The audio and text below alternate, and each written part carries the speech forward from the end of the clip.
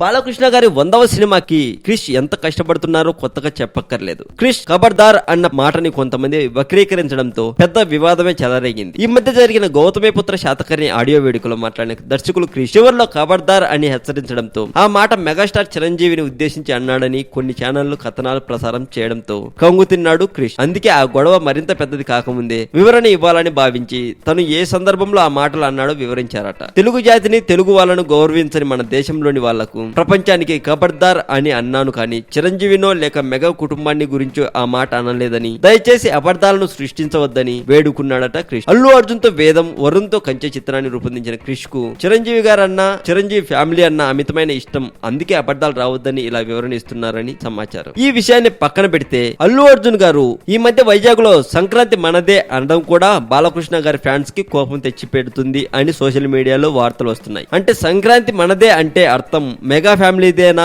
అన్నట్లుగా శాతకర్ణిని తక్కువ చేశాడు అనే విధంగా బాలకృష్ణ గారి ఫ్యాన్స్ ఫీల్ అవుతూ అల్లు అర్జున్ పై కోపంగా ఉన్నారని సోషల్ మీడియాలో వార్తలు వస్తున్నాయండి. మరి ఈ వీడియో మీద మీ ఒపీనియన్ కూడా కామెంట్ రూపంలో చెప్పొచ్చు. మరి మరింత టాలీవుడ్ సమాచారం కోసం సబ్స్క్రైబ్ చేయండి టాలీవుడ్ సెంటర్.